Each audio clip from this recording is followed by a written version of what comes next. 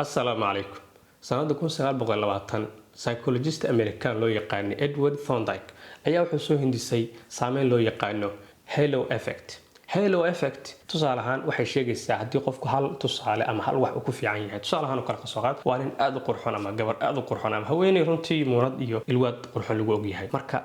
qurux maadaama meesha imaatay oo ah wax bulshada dhexdeeda qiimo ku leh waxa laga yaabaa inaan ka soo qaadno in qofkaas inaan dhahno qofka waa qof aad u garaad badan qof aad u caqli badan qof raxmad badan garasho badan hanti leh ilaahay duu ku soo tagol yahay sifaad fara badan oo aan jecelnahay dadka ku sifayno balse waxa dhici karta inuu soo qofkaas inaba ha yaraatay sifooyinkaas aan ku tilmaanay midna uusan lahayn halka dhanka kale qofka sidoo kale hadii laga soo qaado inuu dhar jeexan xiran yahay ama oo si u duruufaysan dhahno qofkan qof jaahil weeyaan wax badan ma oga ha sheegin caqli iyo garaad iyo aqoon iyo hanti iyo mutaqaana maamuus iyo karaama midnaba inaan ku soo qaadin marka taas waxa loo yaqaanaa halo effect marka waxay dhahaan halo effect ama saameynta noocaana waxay si dadban iyo si aan dadbaneyn ama toosaba noo saamaysaa si joogto ah tusaale ahaan oo kala maanta waxaad iga daawanaysaan baraha bulshada qaybadeeda kala duwan haday noqoto Facebook ama YouTube waxa dhici karta inuu ka soo horbo qof haysta milaayiin ama kumanaan kun oo mutaabiciin ama followers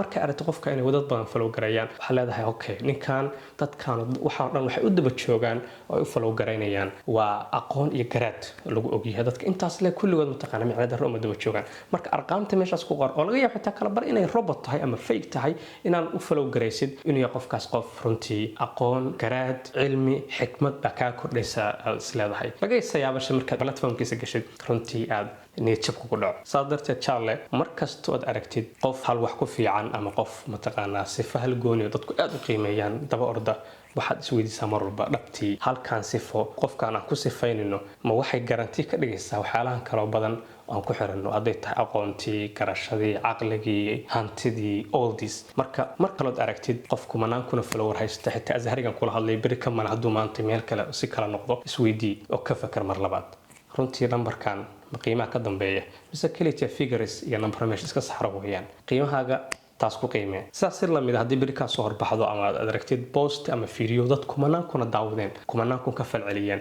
aad loo mutaabicay aad loo mushaarakeeyay isweydiiga dhabtii ma qiimo iyo value dadka ku soo kordhinaysa lagu daba jooga oo dadka dhan tacliiq uga bixinayaan mise wax kale ayaa jira marka mar walba isweydii saameynta halo effectiga intee in leeg ay noloshaada joogtada ah saameyn ku leedahay markale ka fakar. Assalamu alaykum.